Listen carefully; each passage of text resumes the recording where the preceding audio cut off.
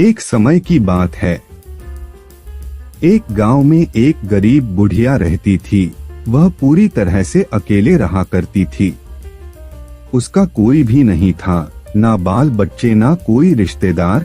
सुबह शाम लोगों के छोटे मोटे काम किया करती थी, जिसके बदले लोग उसको पैसे, अनाज या खाने पीने का सामान दे दिया करते थे, जिसको खा पीकर वह अपना जीवन बिताया करती थी।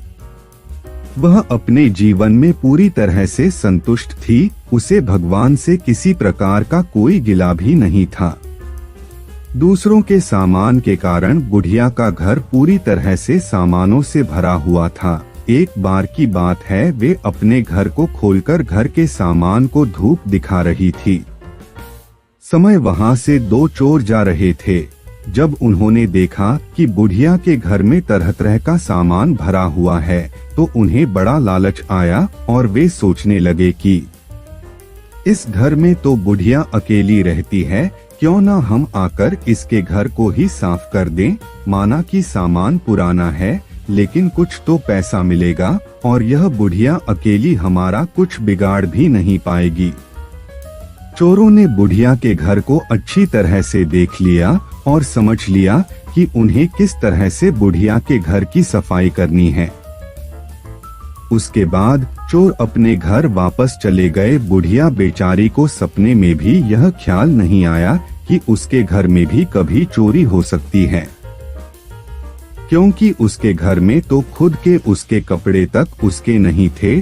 सब कुछ गांव वाले उसे दिया करते थे, जो वह अपने घर में रख लेती थी। खैर, कुछ दिन बीत गए और एक दिन रात में चोर अपने दो साथियों को लेकर बुढ़िया के घर पहुंच गए। कमाल की बात यह थी कि उस दिन सरपंच ने बुढ़िया को चावल, दूध और चीनी दी थी और बुढ़िया बहुत खुश थी। बुढ़िया ने खुशी खुशी अपने लिए खीर बनाई और खीर बनाकर वह उस खीर को चूल्हे पर रखकर सोचने लगी कि अभी तो खीर बहुत ही गर्म है, जबकि थोड़ी ठंडी हो जाएगी तब आराम से खाऊंगी।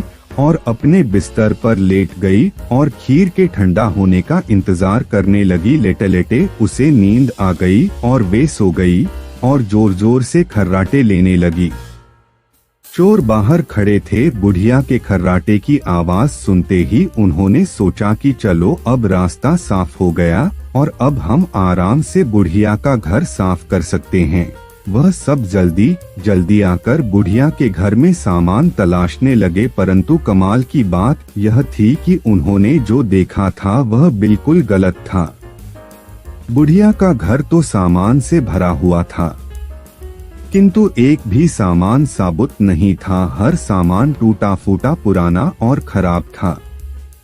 यह चोर बड़े दुखी हुए और बुढ़िया को बहुत गालियां देने लगे। वह बोले, देखो कितनी दुष्ट बुढ़िया है, आराम से सो रही है और हम बेचारे इतनी मेहनत कर रहे हैं। तभी दूसरे चोर की नजर चूल्हे पर रखी खीर पड़ी।